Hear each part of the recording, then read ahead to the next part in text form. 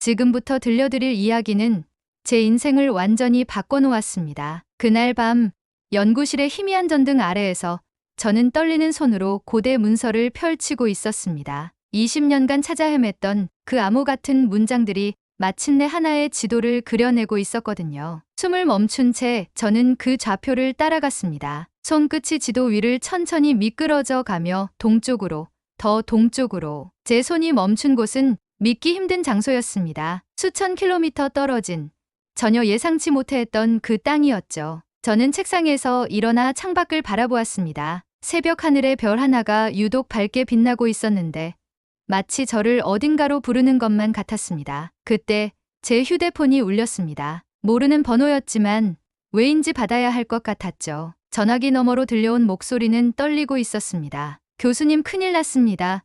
여기서 뭔가를 발견했는데 그 좌표는 한반도였습니다. 본론 들어가기 전 좋아요와 구독 꼭 부탁드립니다. 안녕하세요. 저는 케임브리지 대학교에서 신학고고학을 가르치고 있는 조너선 A. 라이트입니다. 오늘 여러분께 들려드릴 이야기는 제 자신도 믿기 어려웠던 발견에 관한 것입니다. 20년 넘게 성경 고문서를 연구해 오면서 저는 항상 한 가지 의문을 품고 있었습니다. 창세기에서 반복적으로 언급되는 개약의 민족이라는 표현, 그리고 그들과 맺어진 약속에 대한 기록들 말입니다. 하지만 성경의 많은 부분에서 이들에 대한 구체적인 언급이 의도적으로 생략되거나 모호하게 처리되어 있다는 사실을 발견했습니다. 특히 제가 주목한 것은 구약 성경 여러 곳에서 나타나는 동쪽 끝, 해가 뜨는 나라라는 표현이었습니다. 이 표현은 단순한 지리적 묘사가 아니라 무언가 중요한 의미를 담고 있는 것처럼 보였거든요.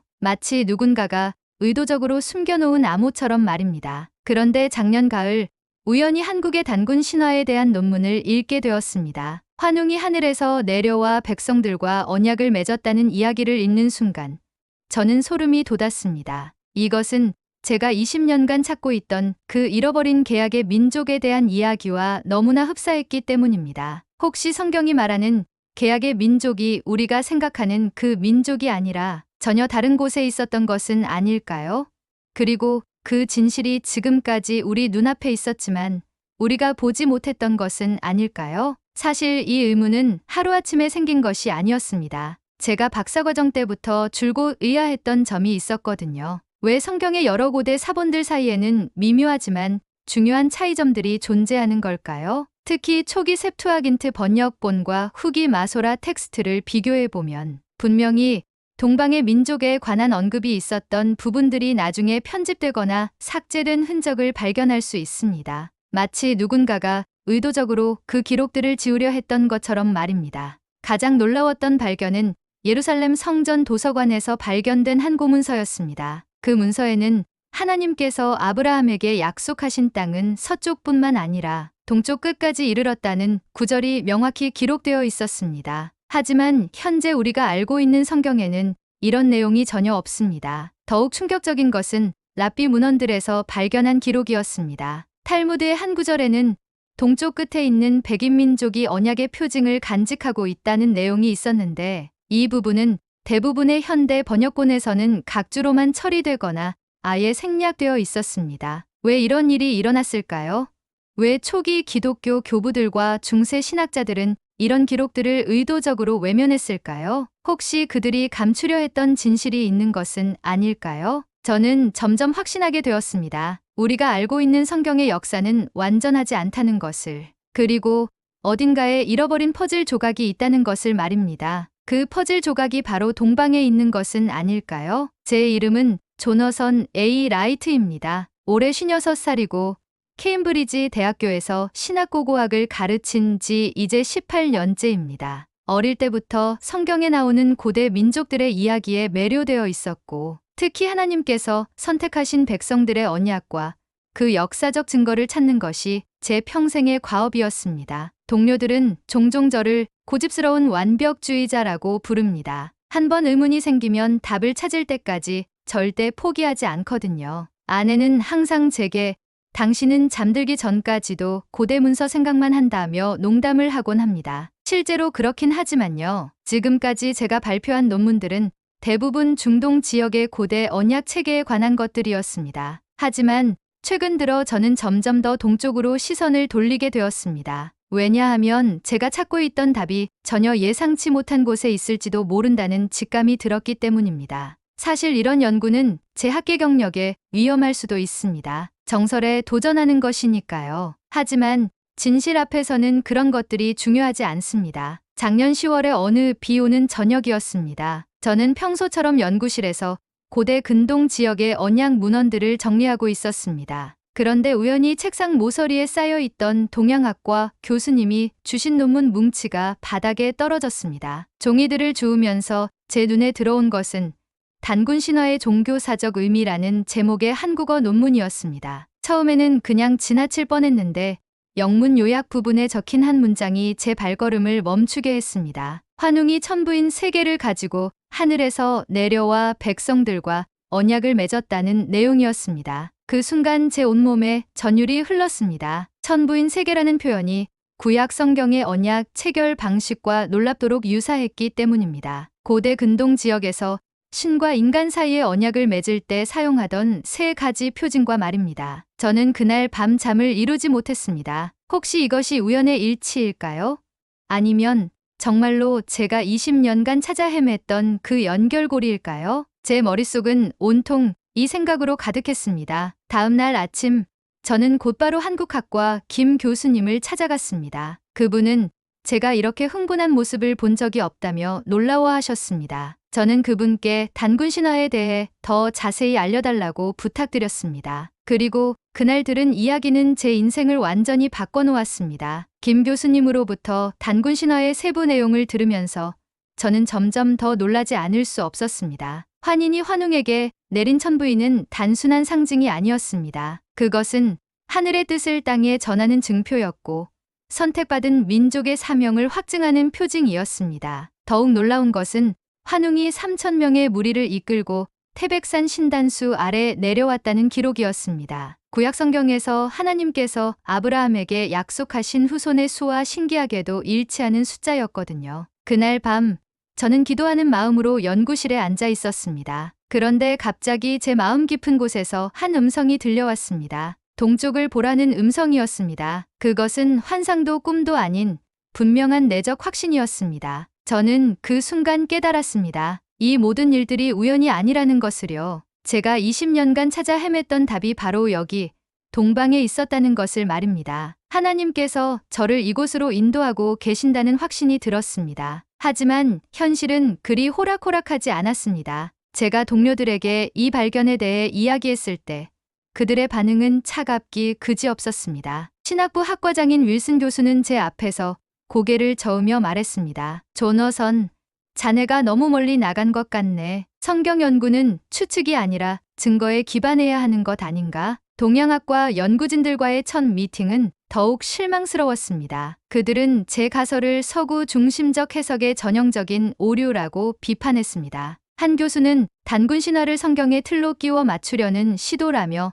날카롭게 지적했습니다. 가장 힘들었던 것은 아내의 반응이었습니다. 그녀는 제가 밤낮 없이 한국 관련 자료들을 뒤지고 있는 모습을 보며 걱정스러워했습니다. 당신이 지금 하고 있는 일이 정말 하나님의 뜻인지 확신하나요? 라는 그녀의 질문에 저는 대답할 수 없었습니다. 연구비 지원도 문제였습니다. 대학 측에서는 검증되지 않은 가설에 예산을 할당할 수 없다며 제 연구 제안서를 반려했습니다. 제가 그동안 쌓아온 학문적 신뢰도마저 흔들리기 시작했습니다. 밤늦게 혼자 연구실에 앉아 있으면 정말 제가 잘못된 길을 가고 있는 것은 아닌지 의심스러웠습니다. 하지만 포기할 수는 없었습니다. 제 마음 깊은 곳에서는 여전히 이것이 진리다라는 확신이 사라지지 않았거든요. 석 달이 지나자 저는 완전히 고립된 상태가 되었습니다. 동료들은 저를 피하기 시작했고 학과 회의에서도 제 의견은 더 이상 환영받지 못했습니다. 심지어 저와 오랫동안 함께 연구해온 후배들마저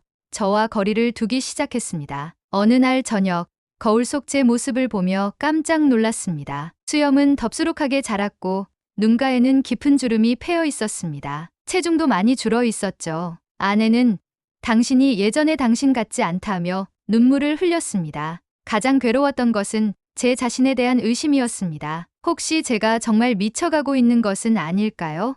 제가 보고 있는 연결점들이 사실은 존재하지 않는 환상인 것은 아닐까요? 밤마다 저는 이런 생각들과 씨름해야 했습니다. 교회에서도 마찬가지였습니다. 목사님께서는 하나님의 계시는 성경으로 완성되었다며 제 연구를 우회적으로 비판하셨습니다. 신앙의 공동체에서마저 제가 설 자리는 없어 보였습니다. 그렇게 절망의 나날이 계속되던 어느 날, 저는 무릎을 꿇고 하나님께 울부짖었습니다. 정말 제가 틀린 것입니까? 아니면 아직 때가 되지 않은 것입니까? 그런데 바로 그 주말, 제게 예상치 못한 전화가 걸려왔습니다. 전화를 건 사람은 서울대학교 고고학과의 박성준 교수님이었습니다. 그분은 제가 최근에 발표한 논문을 읽고 깊은 인상을 받았다며 한국에서 직접 만나 이야기하고 싶다고 하셨습니다. 처음에는 또 다른 비판을 들으러 가는 것인지 두려웠습니다. 하지만 박 교수님의 목소리에는 진정성이 느껴졌고 무엇보다 선생님의 연구가 우리가 놓치고 있던 중요한 단서를 제공할 수 있을 것 같다는 말씀이 제게 희망을 주었습니다. 한 달 후 저는 생애 처음으로 한국 땅을 밟았습니다. 인천공항에서 박 교수님을 만났을 때 그분의 첫 마디가 제 마음을 사로잡았습니다. 조너선 교수님, 저희도 오랫동안 같은 의문을 품고 있었습니다. 고조선 유적지에서 발견되는 문양들이 왜 중동 지역의 고대 종교 상징들과 이렇게 유사한지 말입니다. 박 교수님은 저를 서울대학교 박물관으로 안내하셨습니다. 그곳에서 제가 본 것은 정말 놀라운 것들이었습니다. 고인돌에서 발견된 별자리 문양, 청동기 시대 제단에서 나온 삼지창 모양의 조각들, 그리고 무엇보다 고조선 시대로 추정되는 석비에 새겨진 기하학적 문양들이었습니다. 이 문양들을 보십시오. 박 교수님이 흥분된 목소리로 말씀하셨습니다. 이것들은 분명히 어떤 종교적 의미를 담고 있습니다. 하지만 우리는 지금까지 그 의미를 해독하지 못했습니다. 선생님의 연구가 열쇠가 될 수 있을 것 같습니다. 그 순간 저는 깨달았습니다. 제가 혼자가 아니라는 것을, 그리고 이 연구가 결코 헛된 것이 아니라는 것을 말입니다. 박 교수님과 함께 보낸 일주일은 제 인생에서 가장 소중한 시간 중 하나였습니다. 그분은 제가 느꼈던 학문적 고립감을 누구보다 잘 이해해 주셨습니다. 저도 20년간 같은 외로움을 느꼈습니다라며 웃으셨거든요. 특히 인상 깊었던 것은 박 교수님의 개인적인 이야기였습니다. 그분의 할아버지는 일제강점기 때 단굴릉 발굴에 참여했던 분이셨는데 임종 직전에 우리 민족에게는 세상이 모르는 특별한 사명이 있다는 말씀을 남기셨다고 합니다. 그때는 할아버지의 말씀을 이해하지 못했습니다. 박 교수님이 회상하며 말씀하셨습니다. 하지만 선생님의 연구를 보면서 혹시 할아버지께서 말씀하신 그 사명이 바로 이것이 아닐까 생각하게 되었습니다. 우리는 밤늦도록 대화를 나누었습니다. 서로 다른 문화와 학문적 배경을 가지고 있었지만 진리를 향한 열정만큼은 완전히 같았습니다. 그 순간 저는 더 이상 혼자가 아니라는 따뜻한 확신을 느꼈습니다. 박 교수님과 함께 연구하면서 저는 놀라운 역사적 맥락을 발견했습니다. 고조선이 건국된 시기가 구약 성경의 족장 시대와 거의 일치한다는 사실이었습니다. 더욱 흥미로운 것은 당시 중동 지역과 동아시아 사이에 활발한 교류가 있었다는 고고학적 증거들이었습니다. 선생님,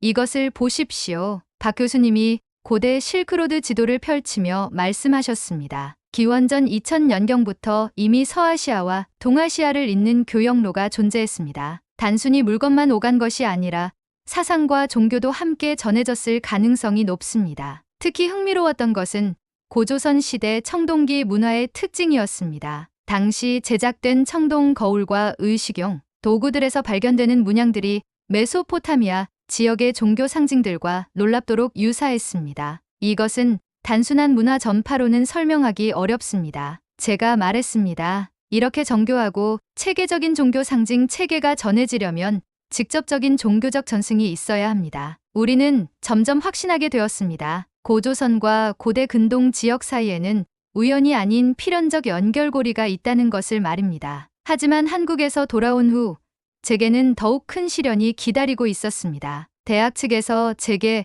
학문적 신뢰성에 문제가 있다며 연구 활동 중단을 권고했습니다. 심지어 일부 동료들은 제가 유사과학에 빠진 것 아니냐 하며 공개적으로 비판하기 시작했습니다. 결정적 타격은 학술지 편집위원회의 거부였습니다. 제가 한국에서의 발견을 정리해 제출한 논문이 근거 부족이라는 이유로 게재 거부 통보를 받았습니다. 심사위원 중 한 명은 이런 추측성 연구는 학문적 가치가 없다고 혹평했습니다. 그날 밤 저는 서재에 앉아 지난 1년간의 모든 연구 자료들을 바라보았습니다. 수백 장의 노트, 수십 권의 참고 서적, 그리고 제가 찍어온 수많은 사진들. 이 모든 것이 허무하게 느껴졌습니다. 아내가 조용히 다가와 제 어깨에 손을 올렸습니다. 조너선, 이제 그만두는 게 어떨까요?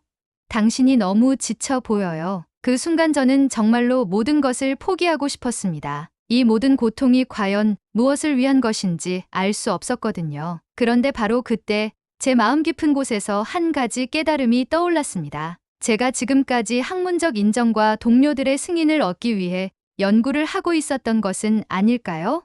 진정한 진리 추구가 아니라 제 자신의 명예를 위한 것이었던 것은 아닐까요? 그 순간 저는 무릎을 꿇고 기도했습니다. 하나님, 제가 잘못 생각하고 있었습니다. 이 연구가 저를 위한 것이 아니라 당신의 뜻을 위한 것이라면 세상의 인정 따위는 중요하지 않습니다. 기도를 마치고 일어나서 다시 자료들을 펼쳐보았을 때 모든 것이 새롭게 보이기 시작했습니다. 제가 찾고 있던 것은 학문적 성취가 아니라 하나님께서 인류에게 남겨주신 거대한 계획의 한 조각이었습니다. 단군 신화와 성경의 연결고리, 고조선의 종교 상징들, 그리고 동방의 백이민족이라는 표현들. 이 모든 것들이 우연이 아니라 하나님의 섭리 안에서 보존되어 온 소중한 증거들이었습니다. 저는 깨달았습니다. 진리는 인간의 인정을 받기 위해 존재하는 것이 아니라 그 자체로 가치 있는 것이라는 사실을 말입니다. 설령 아무도 믿어주지 않더라도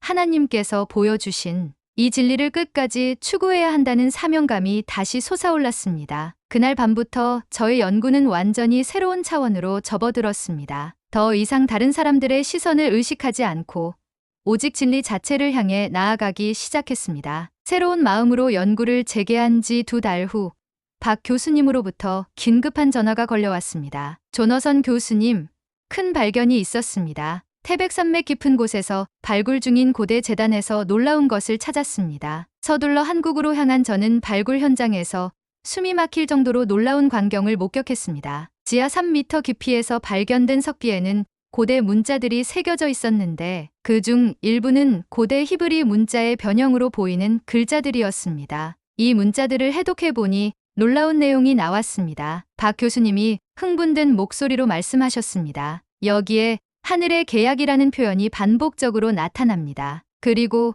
동쪽 땅의 백성들이 그 계약을 지킬 것이다라는 구절도 있습니다. 저는 떨리는 손으로 석비를 만져보았습니다. 이것이야말로 제가 찾던 결정적 증거였습니다. 모든 퍼즐 조각들이 하나로 맞춰지는 순간이었습니다. 성경의 잃어버린 계약, 단군 신화의 천부인, 그리고 이 석비의 기록들이 모두 하나의 거대한 진실을 가리키고 있었습니다. 석비의 발견은 학계에 큰 파장을 불러일으켰습니다. 처음에는 여전히 회의적인 반응들이 많았지만 점차 국제적인 고고학자들과 언어학자들이 현장을 찾아와 검증 작업에 참여하기 시작했습니다. 가장 놀라운 순간은 히브리 대학교의 아브라함 코엔 교수가 현장을 방문했을 때였습니다. 그는 고대 히브리 문자 연구의 세계적 권위자였는데 석비를 보자마자 이것은 진짜다라고 단언했습니다. 이런 정교한 고대 히브리 변형 문자를 현대에 위조하는 것은 불가능하다는 것이 그의 결론이었습니다. 더욱 감동적이었던 것은 제가 그동안 비판받아왔던 동료들의 태도 변화였습니다. 윌슨 교수는 저를 찾아와 조너선, 자네가 옳았네. 미안하다며 진심 어린 사과를 했습니다. 학과장은 제게 특별연구팀을 구성해 이 발견을 더 깊이 연구할 것을 제안했습니다. 하지만 무엇보다 소중했던 것은 제 내면의 변화였습니다. 저는 더 이상 다른 사람들의 인정을 갈구하지 않게 되었습니다. 진리 자체가 주는 기쁨과 만족감을 깊이 체험했기 때문입니다. 아내도 제 변화를 알아차렸습니다. 당신이 예전보다 훨씬 평안해 보여요 라며 미소를 지었습니다. 마치 무거운 짐을 내려놓은 것 같아요. 그렇습니다. 저는 정말로 무거운 짐을 내려놓았습니다. 학문적 성취에 대한 욕망이라는 짐을, 그리고 세상의 인정을 받아야 한다는 강박이라는 짐을 말입니다. 이제 제게는 오직 하나의 사명만이 남아 있었습니다. 하나님께서 보여주신 이 놀라운 진실을 세상에 알리는 일 말입니다. 연구의 마지막 단계에서 저는 태백산 정상에 올라 하늘을 바라보며 깊은 묵상에 잠겼습니다. 그곳에서 바라본 일출은 제 평생 잊을 수 없는 장면이었습니다. 해가 떠오르는 순간 마치 하늘에서 땅으로 내려오는 빛의 계단이 보이는 것 같았습니다. 박 교수님이 제 옆에서 조용히 말씀하셨습니다. 환웅이 이곳에서 하늘의 뜻을 받았다고 전해지지요. 지금 우리도 그와 같은 사명을 받은 것 같습니다. 그때 저는 제 가방에서 작은 돌 하나를 꺼냈습니다. 그것은 석비 발굴 현장에서 주워온 것이었는데 그 위에는 작은 십자 모양의 표시가 새겨져 있었습니다. 이것을 기념품으로 가져가겠습니다라고 말하며 주머니에 넣었습니다. 지금도 제 책상 위에는 그 작은 돌이 놓여 있습니다. 연구가 막막할 때마다, 회의가 들 때마다 저는 그 돌을 바라보며 처음 마음을 되새깁니다. 하나님께서 동방 끝 이 땅에 남겨주신 계약의 표징을, 그리고 그것을 발견하게 해주신 은혜를 말입니다. 그 돌은 이제 단순한 기념품이 아닙니다. 잊혀져가는 진실을 기억하라는 하늘의 명령이자 이 땅의 사명을 일깨우는 영원한 상징입니다. 이 모든 경험을 통해 저는 깨달았습니다. 이것은 단지 한 학자의 개인적인 발견이 아니라 인류 전체가 함께 고민해야 할 보편적 질문에 대한 답이라는 것을 말입니다. 우리는 너무 오랫동안 서구 중심적 사고에 갇혀 있었습니다. 하나님의 계획이 중동 지역에만 국한된다고 생각했죠. 하지만 창조주 하나님의 사랑과 계획은 지구 전체를 아우르는 것이었습니다. 특히 동아시아 지역, 그 중에서도 한반도는 하나님께서 특별한 목적을 위해 준비하신 땅이었을 가능성이 높습니다. 단군 신화는 단순한 건국 설화가 아니라 하늘의 뜻이 이 땅에 어떻게 전해졌는지를 기록한 소중한 증언이었습니다. 이는 민족적 우월감이나 배타적 선민의식과는 전혀 다른 개념입니다. 오히려 더 큰 책임과 사명을 의미합니다. 하나님께서 이 민족에게 맡기신 계약을 제대로 이해하고 그 뜻을 온 세상에 전하는 역할을 감당해야 한다는 것입니다. 결국 이 발견이 우리에게 던지는 메시지는 분명합니다. 우리는 모두 하나님의 큰 계획 안에서 각자의 역할을 감당해야 한다는 것. 그리고 그 계획은 인종과 국경을 초월한다는 것입니다. 이제 질문은 여러분에게로 넘어갑니다. 만약 정말로 한반도가 하나님께서 예비하신 계약의 땅이라면 우리는 이 사실을 어떻게 받아들일 것입니까? 단군을 신화 속 인물로만 치부할 것입니까? 아니면 하늘의 뜻을 전한 실제 인물로 받아들일 것입니까? 고조선을 원시적인 고대 국가로만 볼 것입니까? 아니면 하나님의 계획이 시작된 거룩한 땅으로 인식할 것입니까? 더 중요한 것은 이겁니다. 이 민족이 정말 계약의 민족이라면 우리는 그 사명을 어떻게 감당할 것입니까? 개인의 성공과 안락함에만 매달릴 것입니까? 아니면 하늘이 맡긴 더 큰 사명을 위해 헌신할 것입니까? 세계는 지금 혼란과 갈등 속에 있습니다. 이런 때일수록 하나님의 계약을 기억하고 그 뜻을 실현하려는 민족이 필요합니다. 과연 우리가 그 역할을 감당할 준비가 되어 있습니까? 제 이야기는 여기서 끝이 납니다. 하지만 진짜 이야기는 지금부터 시작입니다. 태백산에서 내려온 그날 밤, 저는 호텔 방에서 마지막 기도를 드렸습니다. 하나님, 제가 발견한 이 진실이 헛되지 않게 해주십시오. 이 땅의 백성들이 자신들의 정체성을 올바로 깨닫게 해주십시오. 지금 이 순간에도 그 작은 돌은 제 책상 위에서 저를 바라보고 있습니다. 마치 이제 너의 역할은 끝났다. 나머지는 그들의 몫이다 라고 말하는 것 같습니다. 여러분, 단군의 나라는 신화가 아니었습니다. 그것은 하나님께서 이 땅에 심어놓으신 계약의 씨앗이었습니다. 그 씨앗이 싹을 틔울지 아니면 그대로 땅 속에 묻혀 있을지는 이제 여러분의 선택에 달려 있습니다. 계약의 민족이라는 것은 특권이 아니라 책임입니다. 그 책임을 받아들일 용기가 있습니까? 질문은 우리에게 남겨졌습니다. 사연은 여기까지입니다. 구독과 좋아요로 감동온기에 따뜻한 온기를 더해주세요. 따뜻한 이야기로 다시 찾아뵙겠습니다. 감사합니다.